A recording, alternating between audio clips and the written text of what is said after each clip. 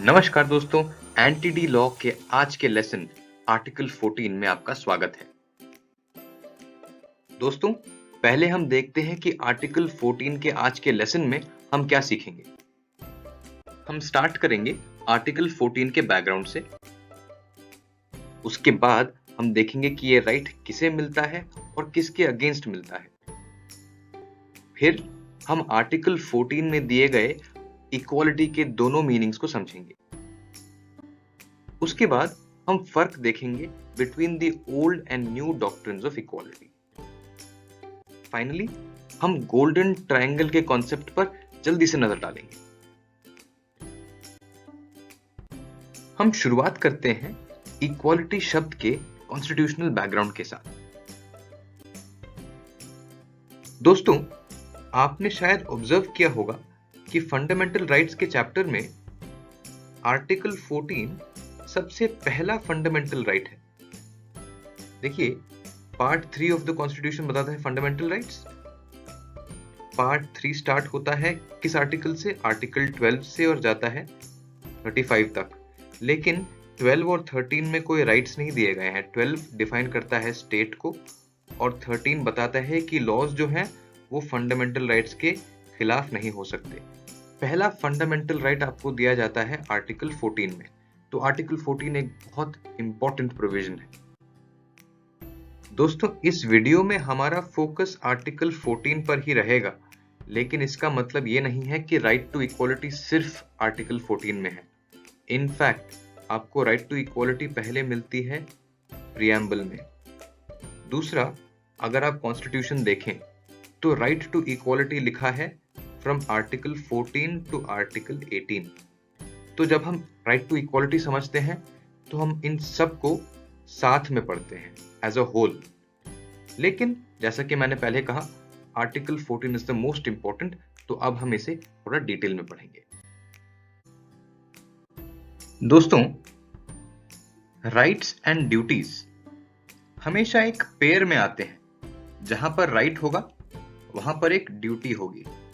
Example देखिए, मान लीजिए अगर किसी को राइट टू इक्वालिटी मिल रही है तो जाहिर है कि किसी और के ऊपर यह ड्यूटी होगी कि वो इक्वालिटी से पेश आए। दोस्तों, इसके लिए हम देखते हैं आर्टिकल 14। देखिए, आर्टिकल 14 कहता है that the state shall not deny to any person equality before the law और the equal protection of laws.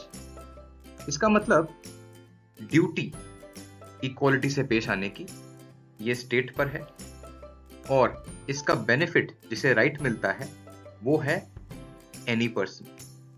दोस्तों, ध्यान रखिए, राइट मिलती है एनी पर्सन को, does not necessarily mean it's a citizen. अब हम इन दोनों कॉन्सेप्ट्स को थोड़ा डिटेल में देखते हैं। दोस्तों, एक एग्जांपल लेते हैं। मान लीजिए ये हैं पिताजी। पिताजी के पास 2 रोटियां हैं। उनके पास 2 बच्चे हैं। दोनों ही बच्चे भूखे हैं। लेकिन पिताजी ने क्या किया, उन्होंने दोनों रोटियां इस बच्चे को दिए और इस बच्चे को कुछ नहीं मिला। अब जाहिर है कि ये इक्वल ट्रीटमेंट तो नहीं है। तो क्या अब ये बच्चा सुप्रीम कोर्ट जा सकता है और कह सकता है कि साहब, मेरा fundamental right under article 14 right to equality ये वायलेट हो गया है, मेरी मदद कीजिए? क्या वो ऐसा कर सकता है? इसका आंसर है नहीं। वो इसलिए कि जो पिताजी हैं ये स्टेट नहीं है और ड्यूटी टू बी इक्वल किस पे है? सिर्फ स्टेट पे। इन पर ये ड्यूटी ही नहीं है। अगर इन पे ड्यूटी नहीं है तो इनके पास राइट नहीं आता। दोस्तों, स्टेट क्या होता है उसके डिटेल्ड मीनिंग के लिए आप आर्टिकल 12 देखिएगा। लेकिन अगर सिंपल टर्म्स में समझें, the state refers to the government. दोस्तों, अब हम पर्सन को समझने की कोशिश करते हैं। दोस्तों, आपने आर्टिकल 19 देखा है। आर्टिकल 19 में आपको मिलता है राइट टू फ्रीडम। आप देखेंगे कि आर्टिकल 19 में जो राइट टू फ्रीडम है वो मिलती है सिर्फ सिटीजन्स को, न कि एनी पर्सन को। तो क्या फर्क है सिटीजन में और पर्सन में? दोस्तों, पर्सन एक बहुत वाइड टर्म होता है। इसके अंदर बहुत कुछ आता है। सबसे पहले तो पर्सन में आते हैं नॉर्मल ह्यूमन बींग्स, जिन्हें हम कहते हैं नेचुरल पर्सन। ठीक है दोस्तों।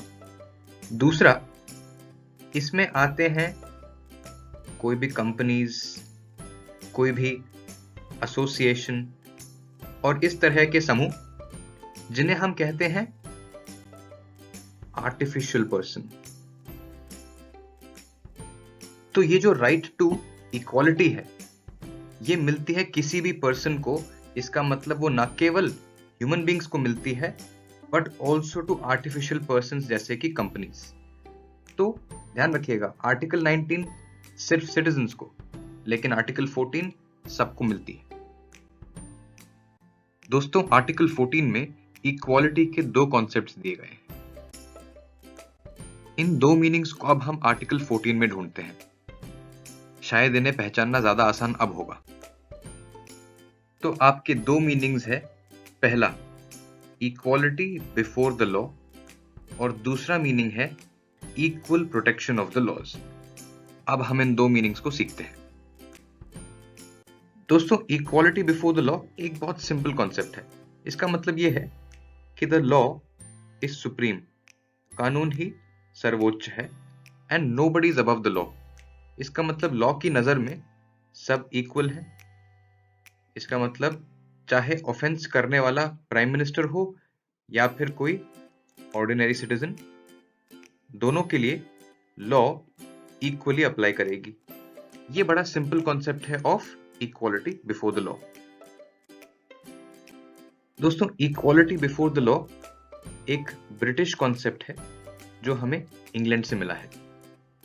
दूसरा, इक्वालिटी बिफोर द लॉ एक नेगेटिव कॉन्सेप्ट है। अब ये नेगेटिव का मतलब क्या होता है? दोस्तों, इक्वालिटी बिफोर द लॉ में स्टेट को कुछ करने की जरूरत नहीं, उसको कोई पॉजिटिव एक्ट करने की जरूरत नहीं। स्टेट को बस एक चीज नहीं करनी है, उसको बस रुकना है। किससे? अनइक्वल ट्रीटमेंट नहीं करना है, अनइक्वल ट्रीटमेंट से बचना है। इसलिए ये एक नेगेटिव कॉन्सेप्ट है। दोस्तों, अब हम आर्टिकल 14 में इक्वालिटी के दूसरे मतलब को समझते हैं। उसके लिए एक पिक्चर देखिए। इस इमेज में लेफ्ट साइड में आप देख सकते हैं कि सबको एक बॉक्स मिला है खड़े होने के लिए। इसका मतलब ये इक्वल है। लेकिन आप देखते हैं कि यहां पर इक्वालिटी हो नहीं रही। दूसरी ओर यहां पर कोई बॉक्स नहीं है, यहां पर एक बॉक्स है और यहां पर दो बॉक्सेस हैं। लेकिन यहां पर देखने में कुछ इक्वालिटी दिख रही है। दोस्तों, यही है equal protection of the law का रोल।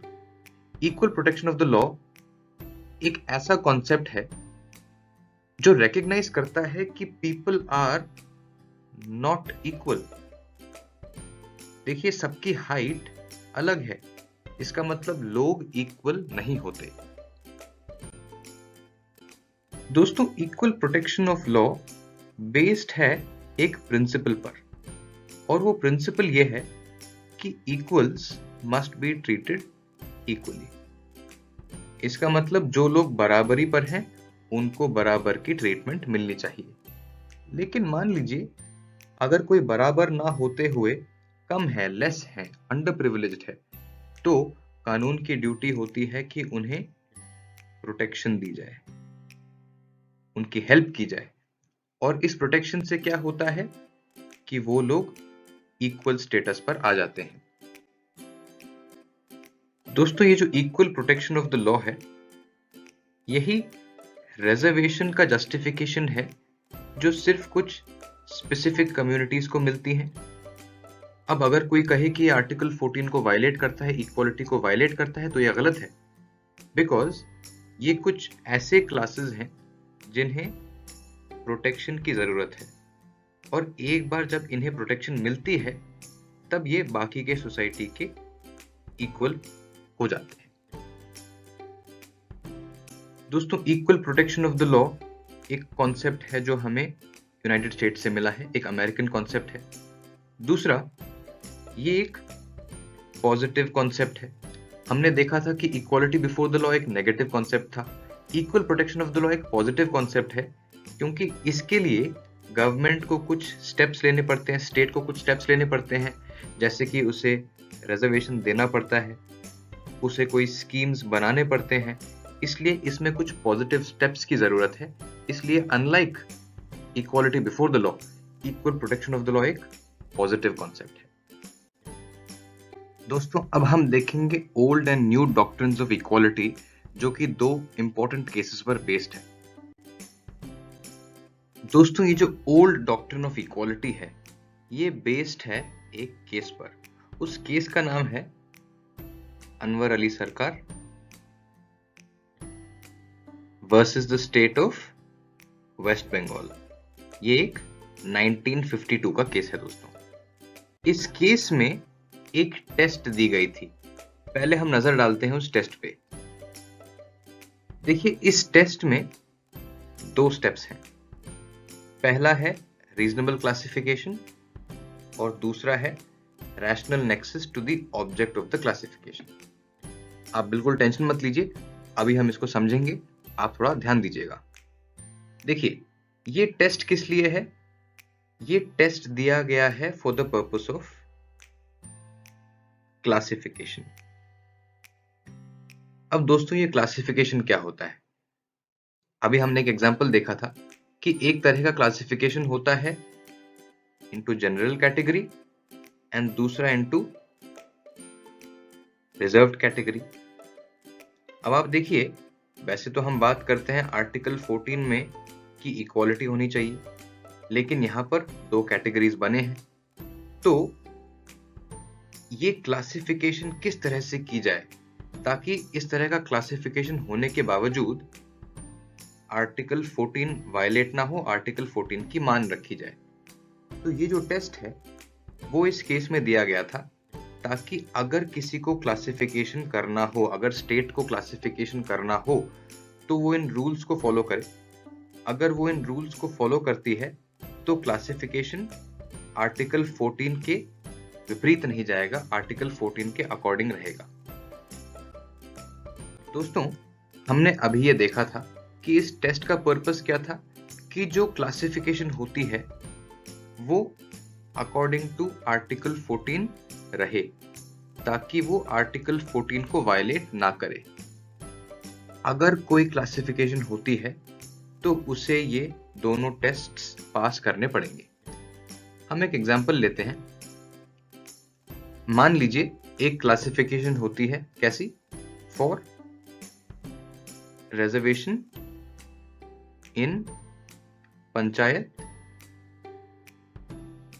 For women. अब देखिए यहां पर एक क्लासिफिकेशन हुई है। अब हमें क्या देखना है कि क्या ये इन दोनों टेस्ट्स को सेटिस्फाई करता है। अगर ये इन दोनों टेस्ट को सेटिस्फाई करता है तो वो आर्टिकल 14 को वायलेट नहीं करेगा। सबसे पहले हम देखते हैं फर्स्ट टेस्ट। फर्स्ट टेस्ट की रिक्वायरमेंट ये है कि ये जो क्लासिफिकेशन हुई है क्या ये रीजनेबल है। अब देखो क्लासिफिकेशन कौन सी हुई है? क्लासिफिकेशन हुई है इनटू मैन एंड वुमन।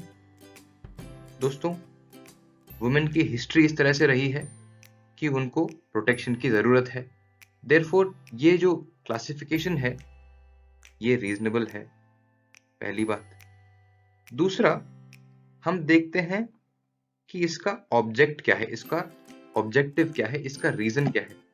देखो इस प्रोविजन का रीजन है कि वुमेन की एम्पावरमेंट हो जाए, दैट मीन्स इसका ऑब्जेक्ट है वुमेन एम्पावरमेंट। अब हम देखते हैं कि ये जो हमने स्टेप लिया है रिजर्वेशन का, नेक्सस का मतलब होता है ताल्लुक, नेक्सस मतलब एक कनेक्शन। तो अभी हमको देखना है कि ये जो ऑब्जेक्ट है यानी उद्देश्य, क्या इसका कोई कनेक्शन है, कोई नेक्सस है इससे।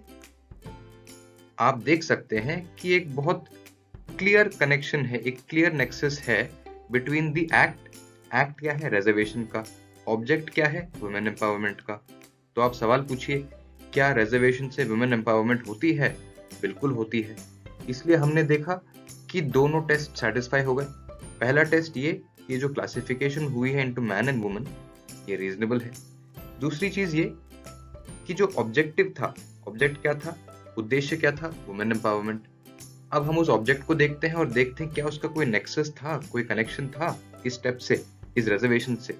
हमने देखा कि हाँ बिल्कुल रिजर्वेशन का ऑब्जेक्टिव से बिल्कुल नेक्सस है, बिल्कुल कनेक्शन है, इसलिए दोनों टेस्ट सेटिस्फाई होते हैं। दोस्तों ये था ओल्ड डॉक्ट्रिन ऑफ इक्वालिटी। दोस्तों ओल्ड डॉक्ट्रिन ऑफ इक्वालिटी की एक क्रिटिसिज्म थी, और वो क्रिटिसिज्म ये थी कि वो बहुत नैरो थी। नैरो इसलिए क्योंकि उसमें एक टेस्ट दिया गया था, जैसा कि हमने देखा, जिसमें 2 स्टेप्स थे, और जब तक कि ये 2 स्टेप सेटिस्फाई नहीं होते, स्टेट कोई भी मेजर नहीं ले सकता जिससे कि वो प्रोटेक्शन कर सके। मतलब अगर ये स्टेप्स फुलफिल नहीं हुए तो स्टेट प्रोटेक्शन के लिए कोई भी स्टेप नहीं ले सकता था बिकॉज ऑफ आर्टिकल 14।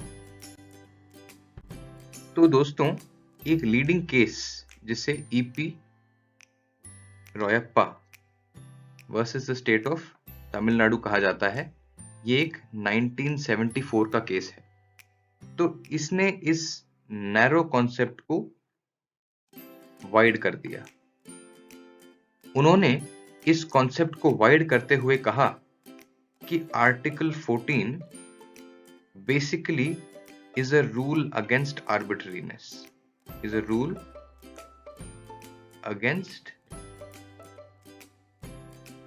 आर्बिट्रीनेस।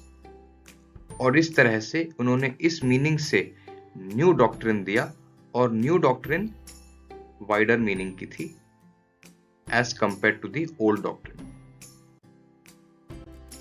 दोस्तों गोल्डन ट्रायंगल के कॉन्सेप्ट को हम डिटेल में एक और वीडियो में समझेंगे, लेकिन फिलहाल मैं आपको इस टॉपिक से इंट्रोड्यूस करवाना चाहता हूं। दोस्तों आपको याद होगा कि वीडियो के शुरुआत में मैंने आपसे कहा था कि राइट टू इक्वालिटी को सही से समझने के लिए सिर्फ आर्टिकल 14 तक रुका नहीं जा सकता।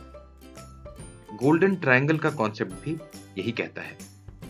According to the concept of golden triangle, article 14, article 19 और आर्टिकल 21 तीनों कोनियां हैं एक गोल्डन ट्रायंगल की, और इसका सही मतलब तभी निकल करके आता है जब आप 14, 19 और 21 को साथ में पढ़ें।